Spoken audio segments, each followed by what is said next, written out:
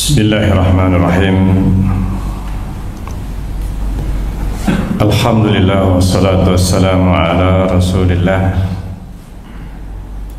wa ala alihi wa sahbihi wa mawala wa ba'd.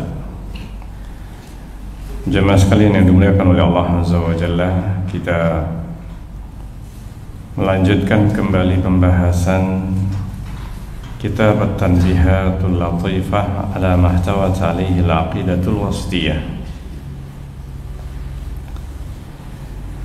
Dan kita sampai kepada pembahasan penulis. Beliau mengatakan wa tu'minul firqatun najiyah, golongan yang selamat beriman bil qadari. Sampai sini. Al-firqatun najiyah, Ahlus Sunnati wal Jamaah.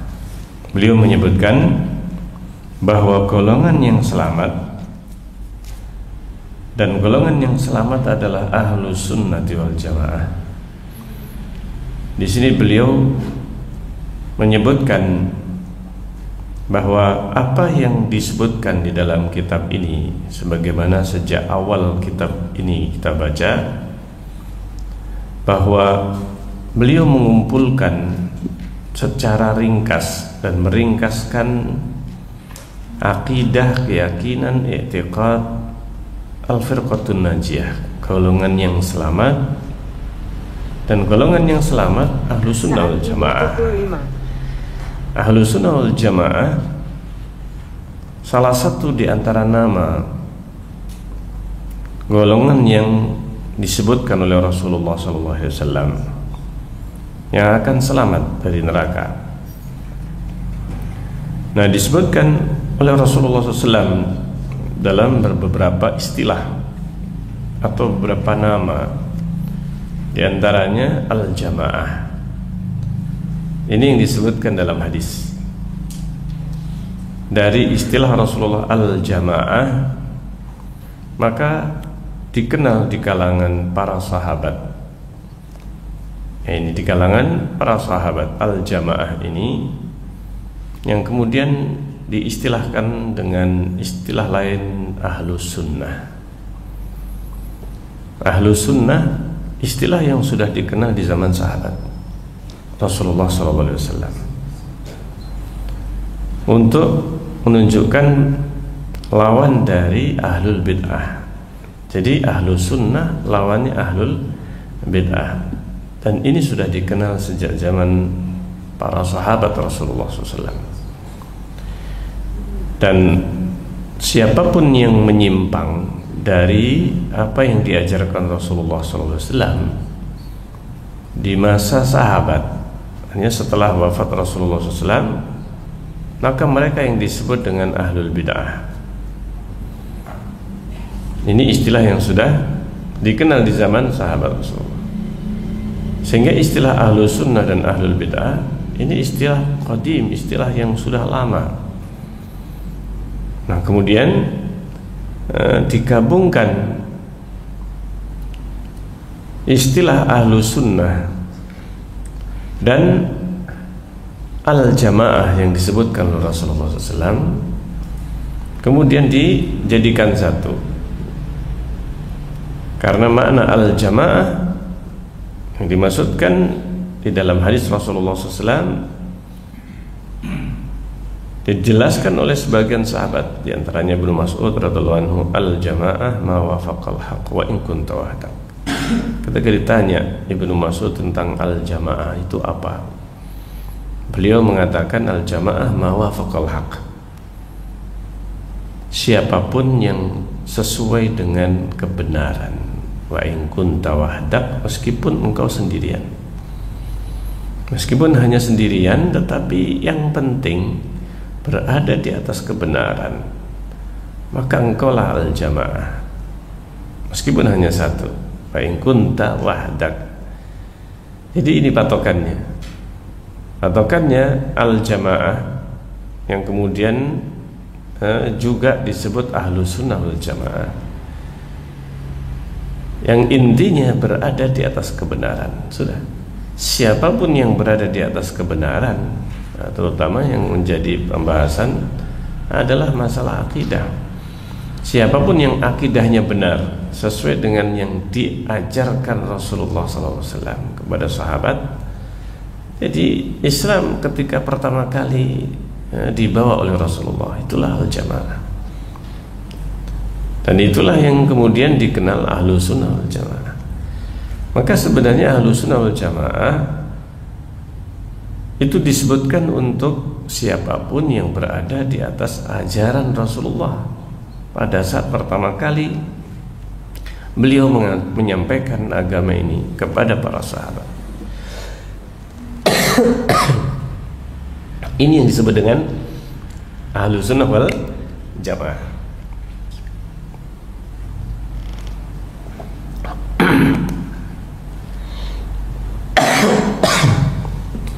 Dan ini juga yang kemudian disebut Al-Firqatun Najiyah, golongan yang selamat, karena disebutkan sifat-sifatnya oleh Rasulullah SAW. Golongan yang selamat ini ketika umat terpecah menjadi berbagai kelompok, 72 golongan, kulluha finnar illa wahidah, semuanya di neraka kecuali satu yang selamat, najiyah. Najiyah ini maksudnya selamat dari neraka, dari ancaman neraka, karena berada di atas kebenaran, di atas pemahaman yang benar. Sehingga kelompok inilah yang disebut dengan kelompok yang selamat, Al-Firqatun Najiyah. Dan kelompok inilah yang juga disebut Al-Ta'ifah Al-Mansurah, kelompok yang ditolong, maksudnya ditolong oleh Allah Azza wa Jalla. Dan ini juga disebutkan dalam sebagian lafaz hadis Rasulullah SAW.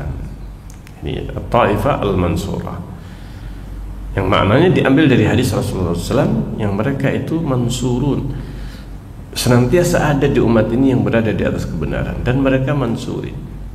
Mansurun artinya yang tertolong, ditolong oleh Allah Azza wa Jalla. Nah, di antara keimanan Ahlus Sunnah wal Jamaah, golongan yang selamat adalah beriman bil qadari khairihi wa syarrihi, beriman dengan qadar, dengan takdir.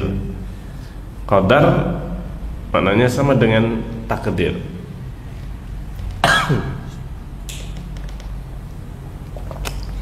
Khairihi wa syarrihi, yang baik maupun yang buruk, takdir baik, takdir buruk.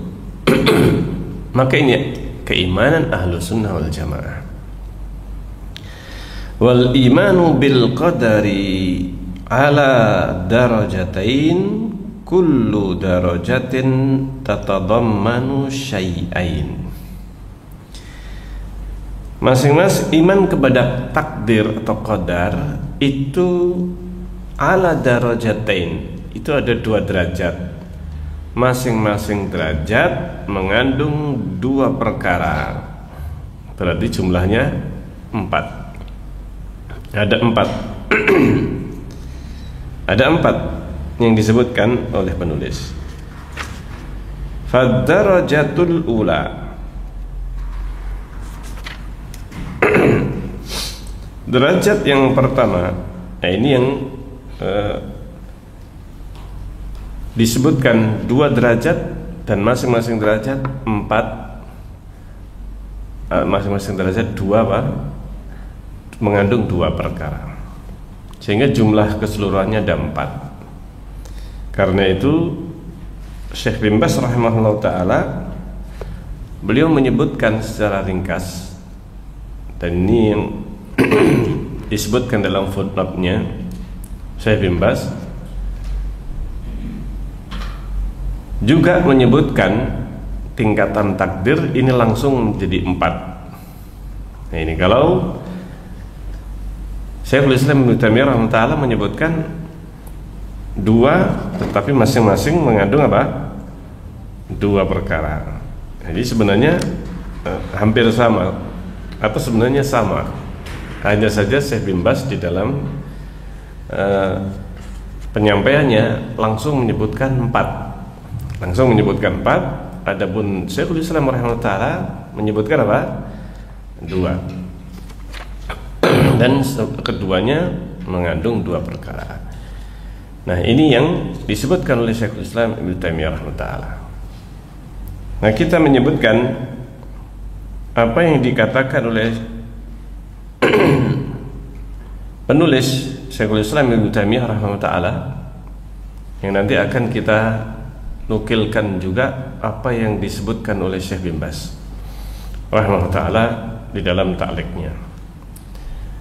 Syekhul Islam mengatakan, fad-darajatul ula, derajat yang pertama iman kepada takdir, al-imanu bi annallaha ya'lamu. Nah, ini yang disebutkan pertama.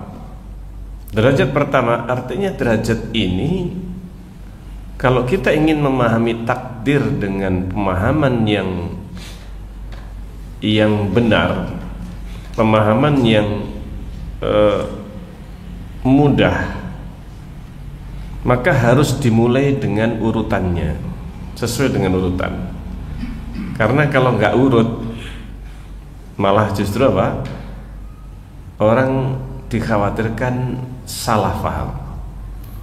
Tetapi apabila kita ini memulai pembahasan takdir itu sesuai urutannya, jadi iman kepada takdir ini pembahasannya yang terbaik adalah dengan urutan yang benar. Urutannya apa? Yang pertama, bahwa Allah mengetahui mal khalqu amilun, apa yang diamalkan, dilakukan oleh makhluk, bi ilmihil qadim, dengan ilmu Allah yang qadim, ilmu Allah yang sudah dahulu, mendahului segala sesuatu, bahkan sebelum terjadi, sebelum makhluk manusia, jin diciptakan oleh Allah. Sebelum alam semesta ini diciptakan, Allah sudah mengetahui. Ini sebelum Allah menciptakan segala sesuatu, sebelum Allah menciptakan pertama kali arsy atau kolam atau pena, maka Allah sudah tahu apa yang akan terjadi, apa yang akan dilakukan oleh hamba Allah, siapapun tanpa kecuali, semuanya telah diketahui oleh Allah dengan ilmunya yang qadim. Nah, ilmu Allah itu qadim, artinya ilmu ini tidak berpermulaan. Artinya sebagaimana Allah tidak berpermulaan, maka demikian pula ilmunya Allah Azza wa Jalla. Ilmunya Allah, Masya Allah, alladhi huwa mausufun bihi azalan wa abadan, di mana Allah sudah memiliki sifat ilmu ini azalan wa abadan. Apa bedanya azalan dan abadan? Abadi ini disebutkan dalam bahasa Arab mempunyai makna yang sama sebenarnya, yaitu kesenantiasaan, keberadaan yang senantiasa. Azalan, kalau abadi itu untuk waktu yang akan datang, ini abadi. Adapun azalan untuk waktu yang telah lampau. Abadi itu nggak ada akhirnya. Kalau azali tidak ada awalnya. Jadi artinya sebenarnya memiliki kesamaan, yaitu kesenantiasaan yang berlangsung azali untuk waktu yang telah lampau, tidak berpermulaan. Abadi untuk yang tidak berakhir, nggak ada akhirnya. Jadi ilmu Allah nggak terbatas, nggak terbatas. Sebagaimana Allah ini tidak terbatas. Zatnya Allah tidak bisa dibatasi. Manusia tidak bisa ini mengetahui bagaimana Allah Azza wa Jalla, zatnya Allah Azza wa Jalla, karena kemahabesarannya. Nah, disebutkan bahwa Allah Azza wa Jalla mengetahui segala sesuatu ini dengan ilmunya yang qadim, apa yang akan dilakukan. Wa alima jami'a ahwalihim, dan Allah Maha mengetahui seluruh keadaan mereka, minat ta'ati wal ma'asi, baik itu ketaatan ataupun maksiat, wal arzak, demikian juga rezeki, wal ajal, dan juga ajalnya. Nah, ini yang paling pertama, sehingga Allah Subhanahu wa Ta'ala Maha mengetahui. Kalau mau disebutkan secara rinci, Allah itu mengetahui empat perkara yang telah terjadi.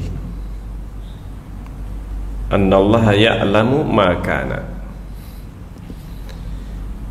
Kemudian wa ma yakunu, dan apa yang sedang terjadi.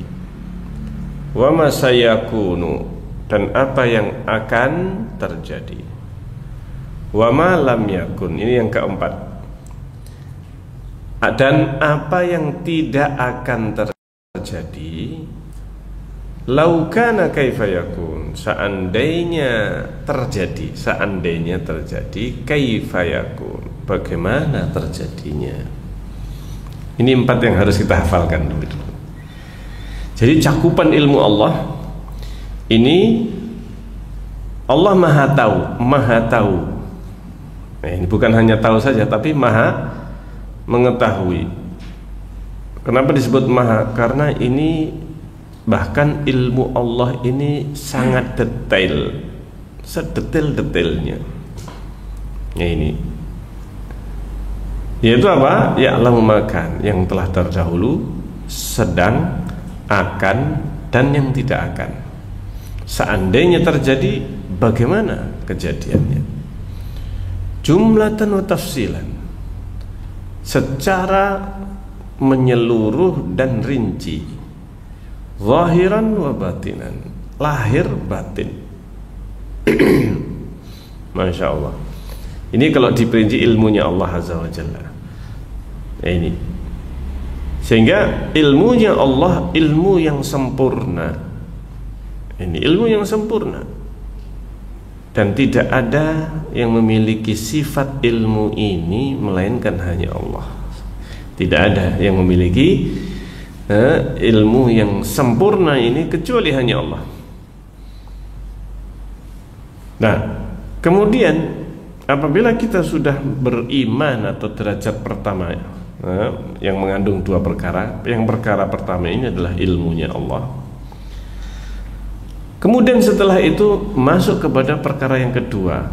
Kalau saya Bin Bas menyebutkan derajat kedua. Ya, derajat kedua sebenarnya sama saja. Syekhul Islam rahimahullah memasukkan 1 dan 2 ini pada 1 derajat. Setelah ilmu Allah ini yang mencakup segala sesuatu, yang sempurna, bahkan secara detail, Allah Maha mengetahui. Kalau kita melihat mungkin makhluk terkecil apa makhluk terkecil?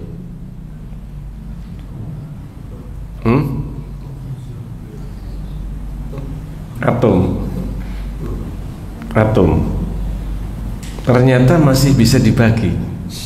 Ya, dalam semakin ilmu pengetahuan itu semakin apa? Semakin canggih. 1 atom pun masih bisa dibagi. Akhirnya ada neutron, proton, elektron. Pernah mempelajari nggak ini? Ini Ini dalam fisika, biologi, makhluk yang terkecil amuba, ya, amuba ini masih bisa dirinci lagi, amuba bagian-bagian tubuhnya, sehingga bisa disebutkan secara terperinci, amuba ini ada bagian-bagiannya. Ini makhluk paling kecil, nggak ada yang lebih kecil dari amuba. Nah ternyata dalam ilmu modern, setelah diteliti di bawah mikroskop elektron, ini ternyata bisa diketahui bagian-bagian dari amuba ini. Subhanallah. Dan Allah Maha tahu itu semuanya, karena Allah yang menciptakan. Allah mengetahui karena Allah yang menciptakan secara detail.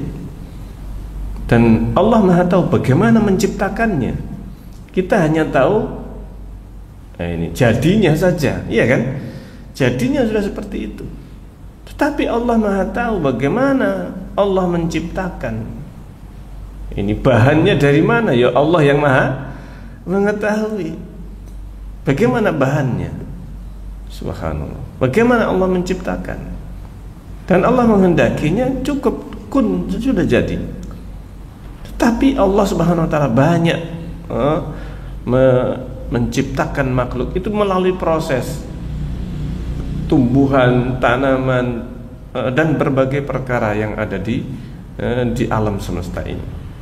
Dan yang tidak bisa diketahui oleh manusia, makhluk yang sangat besar, arsy-Nya Allah Azza wa Jalla. Allah Maha tahu yang paling kecil sampai yang paling besar. Dan ilmu Allah ini mencakup secara detail dengan sesuatu yang enggak terbayangkan. Bisa jadi suatu saat amuba yang bagian-bagiannya itu sudah enggak bisa lagi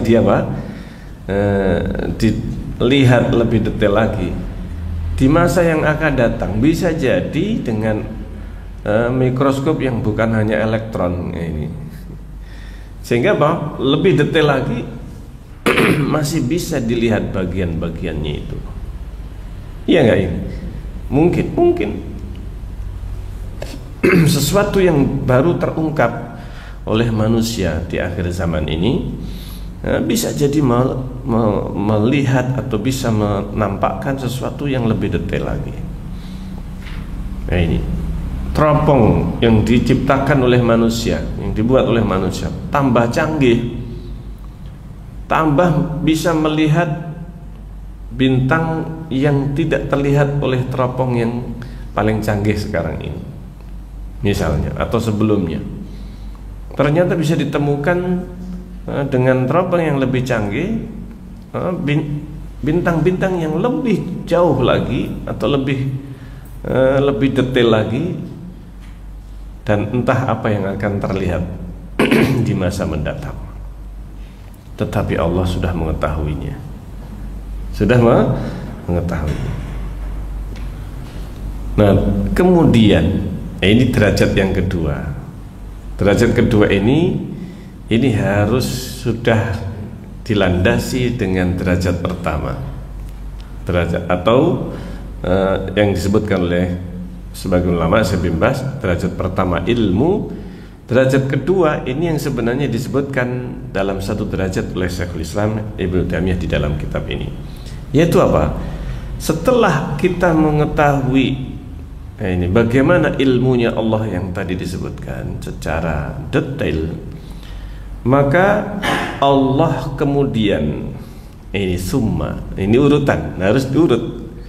Summa kataba fil lauhil mahfuz. Baru kemudian Allah, jadi yang lebih dahulu adalah ilmunya Allah. Yang kedua ditulis ilmunya Allah ini. Takdir dari segala sesuatu yang akan terjadi. Kataba fil lauhil mahfuz, ditulis di dalam lauhul mahfuz. Lauh itu lembaran. Ini lembaran. Al-mahfuz yang terjaga. Ini yang terjaga, maksudnya nggak akan ada yang bisa merubahnya. Hanya Allah. Hanya Allah yang mengetahui. Lauhul Mahfuz, dan semuanya sudah dicatat. Semuanya sudah dicatat di Lauhul Mahfuz ini secara rinci, secara detail. Maqadirul khalqi, seluruh takdir makhluk. Ilmunya Allah yang tadi disebutkan di awal, ini kemudian ditulis. Ini dua perkara dalam satu derajat, atau bisa dirinci derajat pertama ilmu, derajat kedua kitabah, derajat kedua adalah apa? Penulisan. Maka disebutkan dalam hadis, awwalu ma khalaqallahul qalam, ketika Allah pertama kali, atau yang pertama kali diciptakan oleh Allah adalah al-qalamu. Ini adalah qalam. Bisa jadi yang dibaca al-qalama. Ketika Allah pertama kali menciptakan pena, maka qala lahu, tulislah, kata Allah. Allah memerintahkan atau berkata kepada pena, uktub, tulislah. Qala ma aktub, pena berkata, apa yang aku tulis? Apa yang harus aku tulis? Qala uktub ma huwa kainun ila yaumil qiyamah, tulislah apa saja yang kainun, yang akan terjadi, ila yaumil qiyamah, sampai hari kiamat. Ini hadis yang diriwayatkan Tirmidzi dan disahihkan oleh Syekh Al-Albani rahimahullah taala. Nah, ini derajat pertama, mengandung dua hal, yaitu ilmu dan kitabah. Nah, harus urut, ilmu dulu baru apa? Kitabah.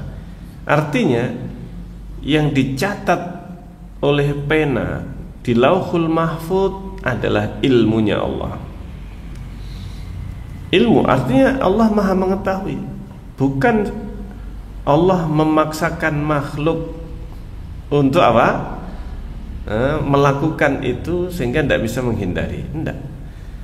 Allah Subhanahu wa taala menciptakan manusia dan jin, malaikat diberi akal oleh Allah. Tiga makhluk ini diberi apa? Diberi akal oleh Allah Azza wa Jalla. Dan dengan akal, Allah juga menciptakan pada manusia itu kemampuan untuk melakukan dan memilih apa yang akan dia lakukan. Dia mampu memilih dan menjalankan apa yang dia inginkan. Ada iradah dan qudrah. Iradah itu keinginan, dan ada apa? Qudrah, kemampuan. Allah menciptakan manusia dengan dua ini. Diciptakan akal, untuk apa? Untuk memilih, memilih dengan akalnya. Memilih, dan dia bisa memahami dengan akalnya mana yang benar, mana yang salah, mana yang baik, mana yang buruk. Dan oleh Allah diberikan iradah, keinginan untuk, dan bisa memilih dengan iradahnya ini. Memilih bebas, milih yang baik, yang dia sudah diberi bekal oleh Allah dengan akal, memilih yang baik buruk. Diberi akal untuk mengetahui, memahami ini baik, ini buruk, ini salah, ini benar. Dan diberi kemampuan untuk memilih. Memilih mana yang akan saya lakukan, saya yakini yang ini ataukah yang ini. Mau dia lakukan bebas. Allah memberikan kemampuan. Mau tidak melakukan juga diberi kemampuan oleh Allah. Ini pilihan ini ada pada makhluk, manusia dan jin. Diberikan pilihan. Oh, saya mau ini, mau saya ini. Bebas. Tapi sebagaimana tadi disebutkan, bahwa Allah Subhanahu wa taala sudah mengetahui apa? Pilihan apa yang akan dipilih oleh manusia ini.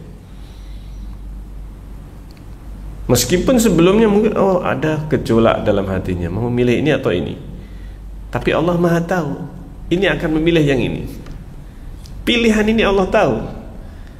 Nah, ini meskipun, dan Allah tahu keraguan ini nanti akan ragu, dan akhirnya memilih yang ini.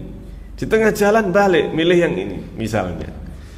Nah, ini Allah tahu ini nanti akan murtad. Allah tahu ini nanti kafir, ini awalnya kafir dan kemudian menjadi apa?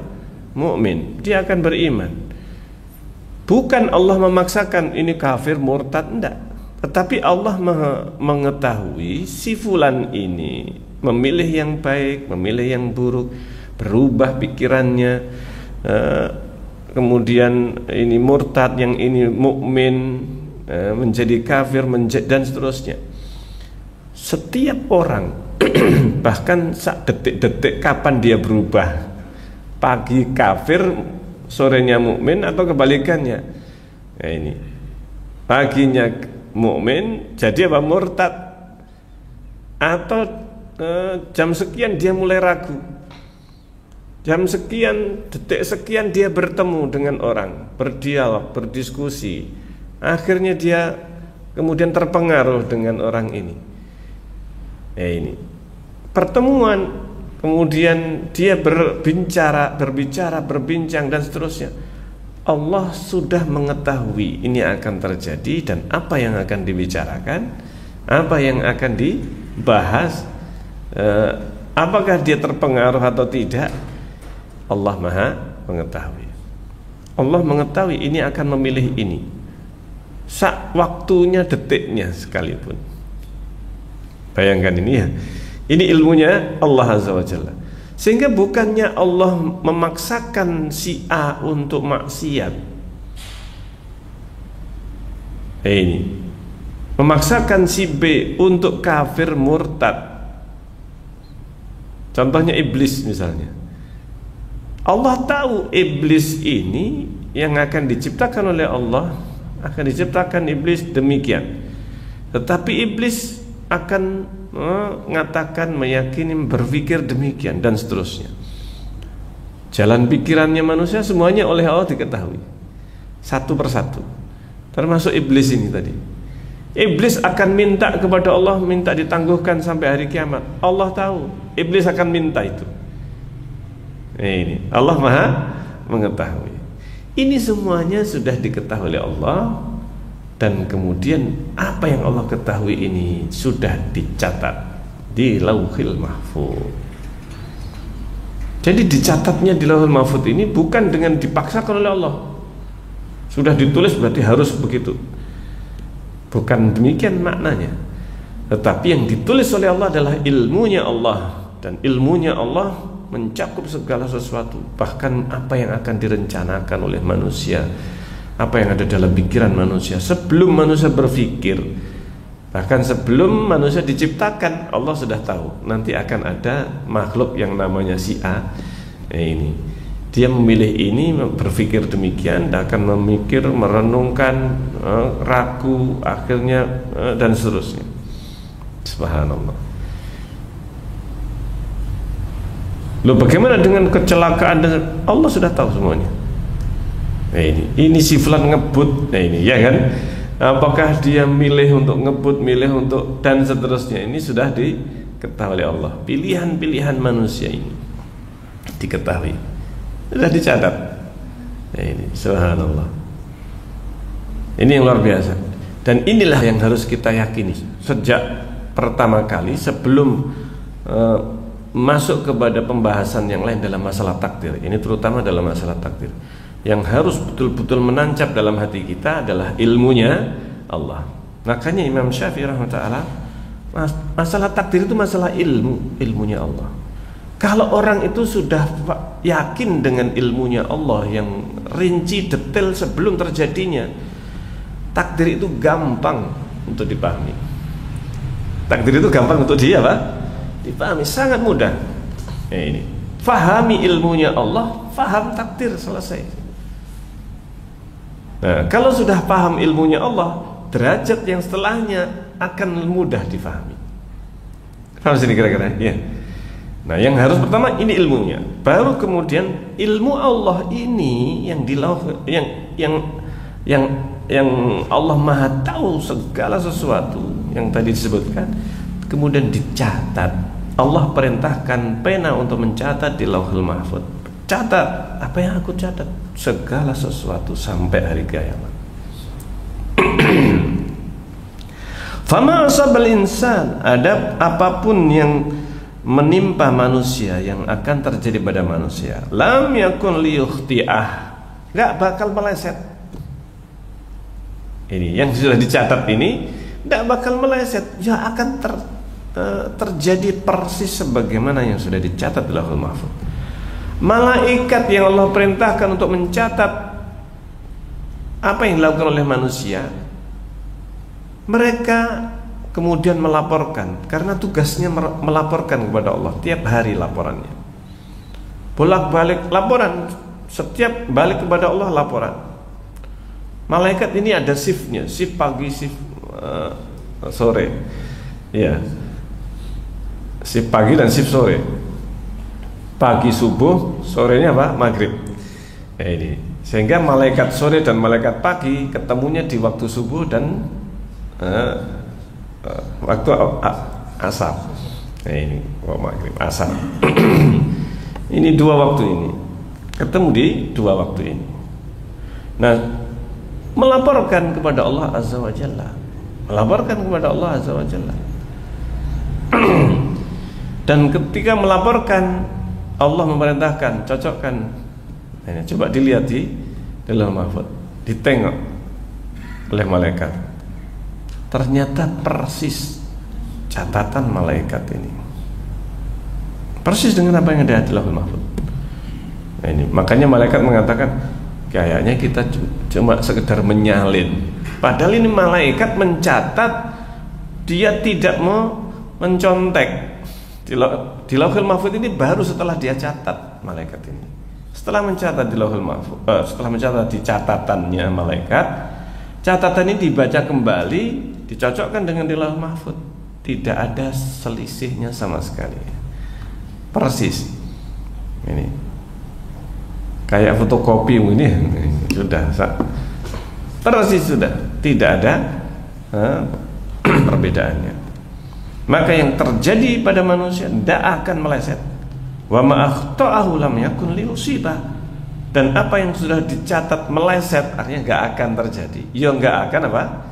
Terjadi. Lam yakun liyusibah. Jaffatil aqlam. Sudah kering tintanya, pena. Wa tuwiyatis suhuf, lembaran atau catatan itu sudah ditutup, artinya sudah selesai ditutup, tinggal kalau mau dibaca dibuka lagi oleh malaikat, atau pas dibaca pas bagian apa yang dia laporkan, sudah persis. Jadi dicatat detik ini sekian, amalan si hamba ini begini, catatannya detail, waktunya. Subhanallah. Kama qala ta'ala, sebagaimana firman Allah Ta'ala, alam ta'lam anna Allah ya'lamu ma fis sama'i wal ardh. Tidakkah engkau mengetahui bahwa Allah mengetahui yang ada di langit dan di bumi? Inna dzalika fi kitab. Dan itu semuanya ada di dalam kitab. Ada kitab, maksudnya Lauhul Mahfuz. Inna dzalika 'ala Allah yasir, sungguhnya itu mudah bagi Allah. Jadi ini mudah, ilmu mencatat ini sangat mudah bagi Allah. Kemudian Allah juga berfirman, wa ma asaba min musibatin fil ardi wala fi anfusikum. Tidaklah apa yang menimpa, ini musibah yang ada di bumi, wala fi anfusikum, atau pada diri kalian, illa fi kitab, kecuali ada di dalam kitab. Di dalam kitab, sebuah kitab, yaitu catatan amal Lauhul Mahfuz, min qabli an nabra'aha, sebelum an nabra'aha, sebelum kami ciptakan. Ini sebelum kami apa? Ciptakan. Ditulis, dicatat dulu. Makanya kita harus urut dalam apa? Memahaminya. Ilmu dulu, baru setelah itu apa? kita catat, dicatat. Subhanallah. Sebelum kami ciptakan, jadi sudah dicatat sebelum diciptakan oleh Allah. Inna dzalika 'ala Allah yasir, ini semuanya mudah bagi Allah. Jadi mau pencatatannya, mau diciptakan, penciptaannya, dan ini semuanya sangat mudah bagi Allah. Wa hadza takdir tabi'un li ilmihi subhanahu, dan takdir ini maksudnya catatan ini tabi'un li ilmihi subhanahu, itu mengikuti sesuai dengan ilmunya Allah Subhanahu wa ta'ala, tidak meleset. Yakunu fi mawadhi'a, yang ada di mawadhi'a, di berbagai keadaan tempat, jumlatan wa tafsila, ini secara global maupun secara detail. Faqad kataba fil lauhil mahfudzi ma syaa. Allah mencatat, memerintahkan pena apa yang ada di lauhul mahfud, ma syaa, apa yang Allah kehendaki. Apa saja yang Allah kehendaki catat yang akan terjadi. Lah yang tidak akan terjadi Allah juga tahu. Allah juga apa? Mengetahui seandainya terjadi bagaimana Pak kejadiannya. Untuk memahami yang keempat ini, yang terakhir ilmunya Allah yang keempat ini yang tidak akan terjadi, bagaimana seandainya terjadi kejadiannya, bisa kita fahami dari kisah yang disebutkan dalam surat Al-Kahfi. Kisahnya siapa? Nabi Musa dengan Khidir alaihissalam.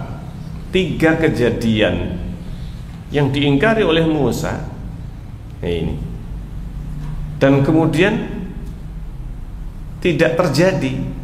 Maksudnya apa tidak terjadi? Yang pertama apa?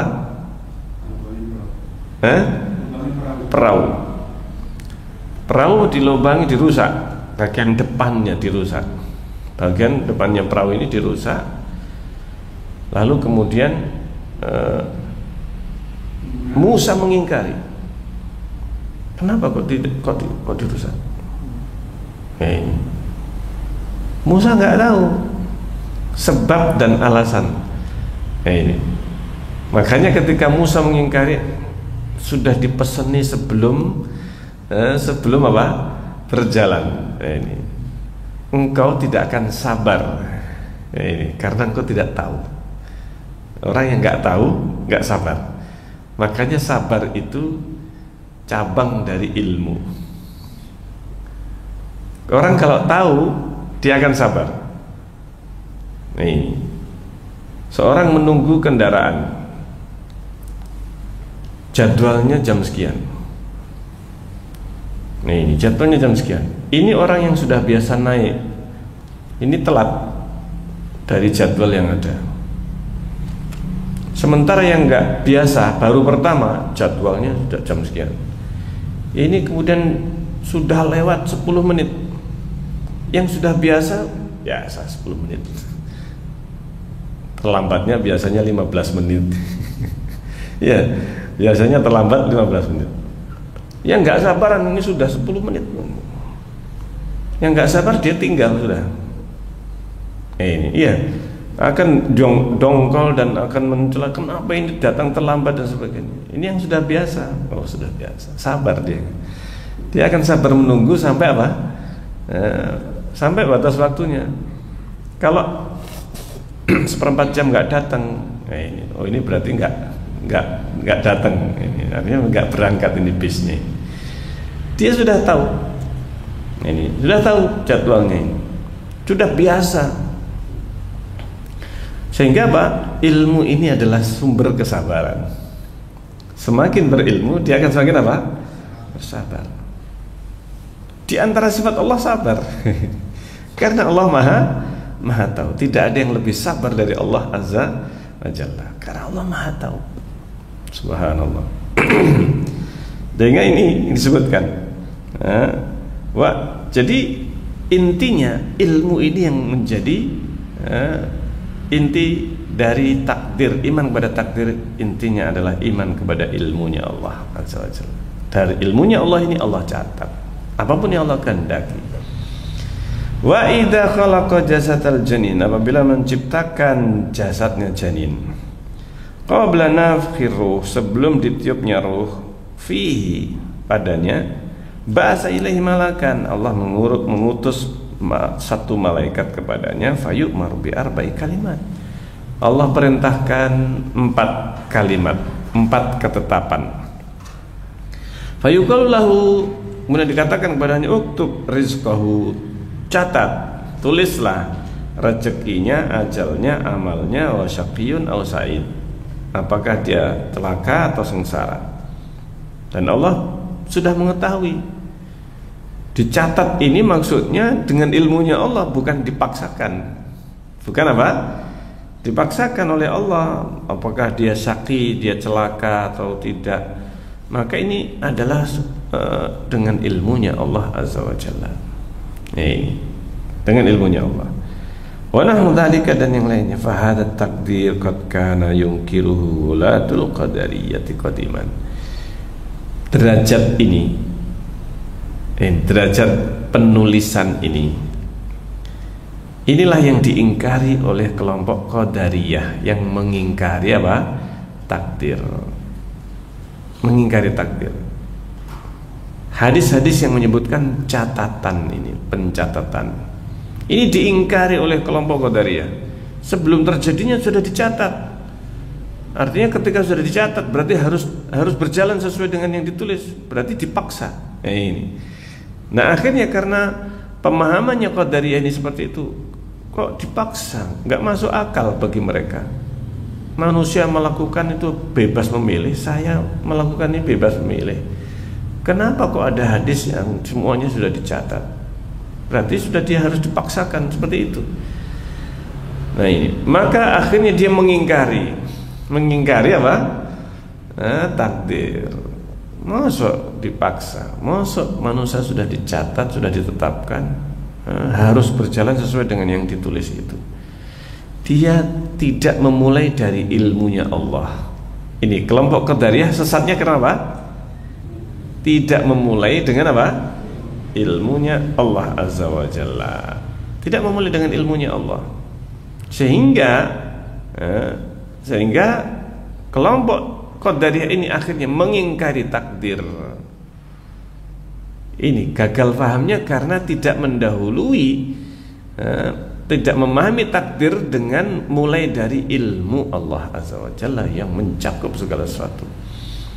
Ini akhirnya mereka sesat dalam mengingkari takdir. Dan ini munculnya di Iran pada waktu itu, disebut Irak. Ini. Jadi kelompok apa? Qadariyah. Kelompok Qadariyah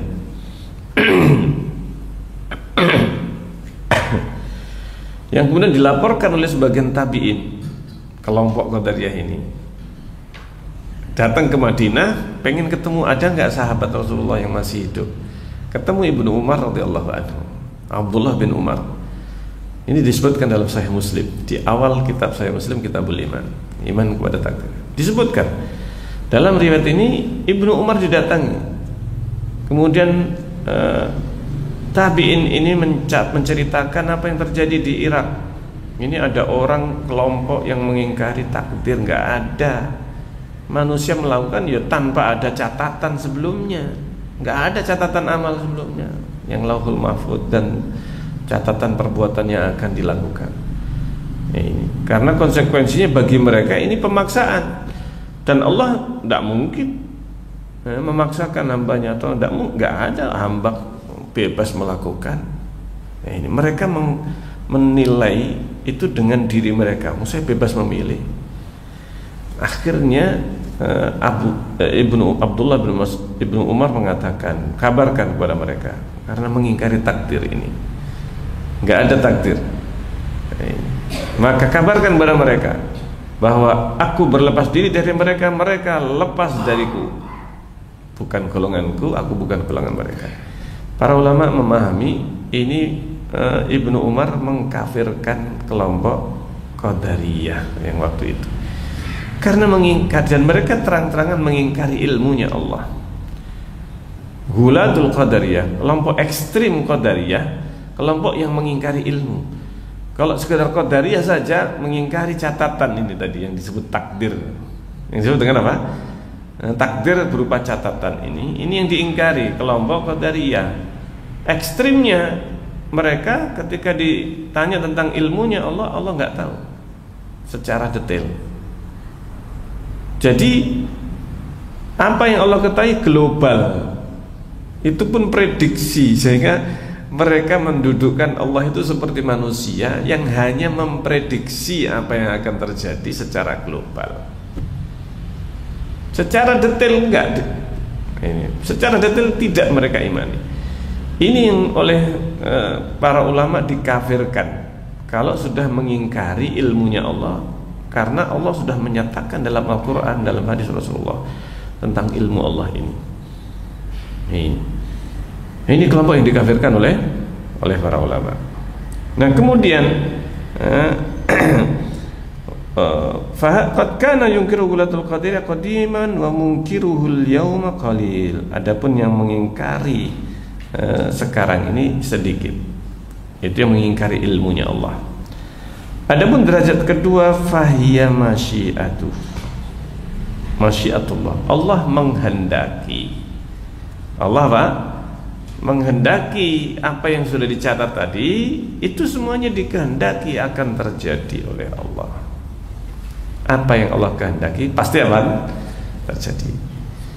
Nah ini wa qudratuhu syamilah, dan kemahakuasaan Allah yang syamilah, yang lengkap, mencakup secara total. Wahwal iman, yaitu beriman. Ini derajat ketiga, atau kedua dalam ini mencakup dua perkara. Yang pertama yaitu yang ketiga ini, bahwa Allah masya Allahu kan, apapun yang Allah kehendaki pasti terjadi. Wa lam yasha lam yakun, yang tidak Allah kehendaki ya tidak akan terjadi. Wa annahu ma fis samawati wala fil ardh, dan bahwa apa yang ada di langit dan di bumi, min harakatin, gerakan apapun, wala sukun ataukah diam, illa bimasyiatillahi subhanahu, melainkan semuanya yang terjadi dengan kehendak Allah. Allah menghendaki terjadinya. Allah menciptakan iblis, dikehendaki memang. Iblis menolak sujud, ya sudah, memang sudah dikehendaki oleh Allah. Maksudnya dikehendaki terjadi. Ini bukan dipaksakan. Ini yang harus dipahami. Bedakan antara dikehendaki oleh Allah dengan apa? Dipaksakan. Allah menghendaki dengan ilmunya Allah, ya sudah terjadi dengan ilmunya Allah. Karena apa? Allah Maha tahu. Manusia sudah diberi kebebasan, jin diberi kebebasan. Pilihan Allah tahu, dan Allah biarkan. Nah ini maksudnya, Allah kehendaki, Allah membiarkan terjadi. Dikehendaki oleh Allah Azza wa Jalla, memang terjadi sesuai dengan yang diketahui oleh Allah, pilihannya si hamba ini. Maka dikehendaki oleh Allah, dan kehendak Allah bukan pemaksaan sama sekali. Ini yang harus ditekankan dalam masalah takdir, karena kalau ini sudah ada dalam pemahaman kita, nanti terjerumus ke dalam apa? Jabriyah atau Qadariyah, pemaksaan. Manusia itu majbur. Nah ini, manusia itu ya terpaksa mengikuti kehendak Allah. Nah ini yang salah. Nah ini, manusia itu tidak dipaksa untuk melakukan apa yang sudah diketahui oleh Allah, tapi manusia memilih, dan Allah tahu pilihannya, dan pilihan itu kemudian Allah biarkan. Itulah maksudnya dikehendaki oleh Allah. Jadi dibiarkan manusia melaksanakan apa yang dia pilih, dan Allah tahu pilihannya, dan Allah biarkan. Itulah maksudnya masyiah, kehendak Allah Azza wa Jalla. Allah menghendakinya. Nah ini, la yakunu fi mulki ma la yurid, tidak ada di kerajaan Allah itu terjadi tanpa dikehendaki oleh Allah. Semuanya mesti dikehendaki yang terjadi. Wa annahu subhanahu wa ala kulli syai'in qadir, dan Allah Maha Kuasa atas segala sesuatu. Artinya seandainya Allah tidak menghendaki terjadi? Ya tidak akan terjadi, akan dihalangi oleh Allah kalau Allah menghendaki tidak terjadi. Subhanallah. Nah itu minal mawjudatil ma'dumat, yang ada ataupun yang tidak ada. Nah ini semuanya dikehendaki Allah. Nah, ini semuanya dikehendaki Allah. Kalau dikehendaki terjadi ada, dikehendaki tidak terjadi atau tidak ada, ya tidak ada, tidak terjadi. Fa min makhluqin fil ardi, tidak ada satupun makhluk di bumi wala fis sama atau di langit, illallahu khaliquhu subhanahu, melainkan Allah pencipta yang menciptakannya subhanahu wa ta'ala. La khaliqa ghairuhu, tidak ada pencipta selain Allah. Wala rabba siwa, tidak ada Rabb selain Allah. Wa ma'adhalika, meskipun demikian, nah ini meskipun dengan kehendak Allah, Allah menghendaki semuanya. Maksiat juga Allah kehendaki. Maksudnya Allah memberikan pilihan kepada hamba, mau maksiat mau ini, Allah membiarkan, Allah membiarkan manusia memilih dan melakukan apa yang dia pilih. Ini bebas manusia, tetapi Allah sudah memberikan peringatan. Allah sudah memberikan apa?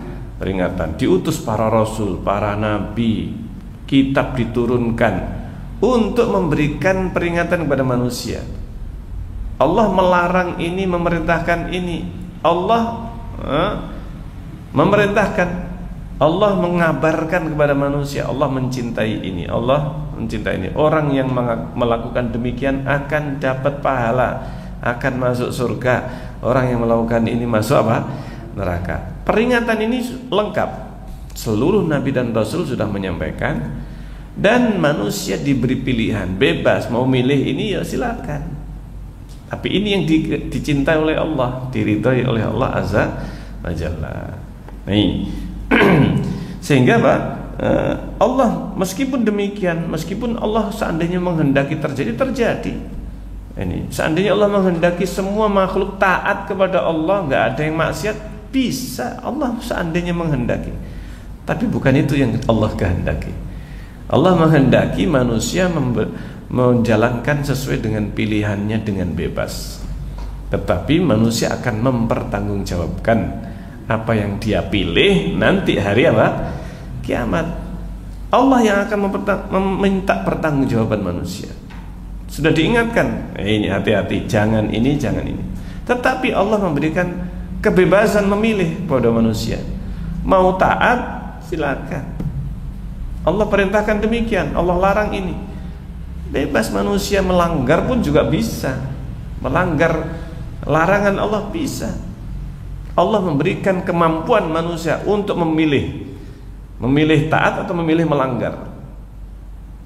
Tetapi manusia tidak akan apa? Tidak akan dibiarkan. Sudah diberikan peringatan. Paham sini kira-kira ya? Diberikan peringatan.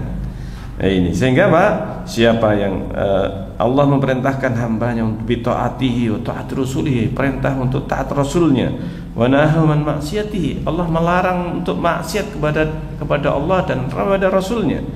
Wa huwa subhanahu yuhibbul muttaqin, Allah mencintai orang yang bertakwa, wal muhsinin, orang yang berbuat baik, wal muqsitin, yang berlaku adil. Wa yarda, Allah ridha anil ladina amanu, orang yang beriman, wa amilus shalihat, dan beramal soleh. Wala yuhibbul kafirin, Allah tidak mencintai orang kafir. Wala yarda anil qaumil fasikin, Allah tidak ridha kepada kaum yang fasik. Wala ya'muru bil fahsya, Allah tidak memerintahkan perbuatan keji. Wala yarda li ibadil kufur, Allah tidak ridha hambanya berbuat kekafiran. Wala yuhibbul fasad, Allah tidak mencintai kerusakan, perbuatan yang merusak. Wal ibadu, dan hamba amiluna haqiqatan, mereka berbuat secara hakiki, mereka diberikan pilihan oleh Allah, mereka yang memilih hakiki ini, bukan wayang. Faham sini kira-kira ya? Bukan apa? Manusia, jin, ini bukan wayang. Ini yang Allah kendalikan, seperti dalang memainkan apa? Wayang. Ini aliran apa? Jabriyah. Kita istilahkan wayangisme. Istilahnya apa? Wayangisme. Ini yaitu apa? Jabriyah itu ya seperti wayang, manusia itu seperti wayang dimainkan sang dalang. Ini gampangannya seperti itu. Yang melakukan hakikatnya Allah. Ini ya, wayang ini siapa yang menggerakkan? Dalangnya. Yang bergerak dalangnya ini. Wayang ini ya dia tidak punya daya, tidak punya kekuatan. Ini kalau dalang meletakkan ya sudah, dia nggak bisa berdiri sendiri si wayang ini. Ini ditancapkan ya sudah, di situ tempatnya. Diambil oleh sang dalang kemudian dimainkan. Ini mau dilempar mau apa ya terserah Pak si dalang, terserah si dalangnya. Ini mau diukir, mau digunting, bentuknya Werkudara misalnya, bentuknya apa saja ya sudah sesuai dengan bentuk yang Allah kehendaki, tidak bisa menghindarinya. Demikian karakternya ya dalang yang memainkan. Subhanallah. Nah, jadi seperti itu. Wal ibad amilun hakikatan. Hamba dia melakukan secara hakiki, wallahu khaliqu af'ali. Allah yang menciptakan perbuatan mereka. Artinya Allah menciptakan manusia itu dengan diciptakan akal yang bisa memilih, memikirkan, dan Allah berikan ciptakan untuk manusia kemampuan. Allah kasih energi, kasih makan, minum dan sebagainya sehingga dia mempunyai kekuatan. Itu diciptakan oleh Allah secara hakiki. Nah, ini manusia memilih secara hakiki, bukan dipaksa, nggak ada paksaan.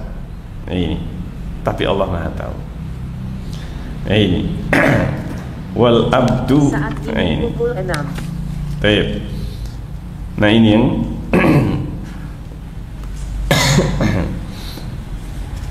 wal abdu wal mu'minu, si hamba dialah yang beriman, yang kafir, yang baik, yang buruk, yang sholat, yang puasa, itu semuanya nisbatnya kepada si hamba ini. Bukan Allah yang melakukan, tapi si hamba yang melakukannya. Dan lil ibad, hamba punya qudratun ala amali, punya kuasa, punya kekuatan, kemampuan untuk mengamalkan. Walahum iradah, mereka punya iradah, punya kehendak. Wallahu khaliquhum, Allah menciptakan mereka. Wa khaliqu qudratihim, Allah yang menciptakan kemampuan manusia, menciptakan kehendak manusia. Nah, ini dan manusia bebas memilih dengan kehendaknya. Kama qala ta'ala, sebagaimana firman Allah Ta'ala, liman syaa minkum ayyastaqim, bagi siapapun yang diantara kalian menghendaki lurus, wa ma tasyauna illa ayyasha Allah, tidaklah kalian menghendaki kecuali dikehendaki oleh Allah, yang dikehendaki oleh Allah Rabbul Alamin.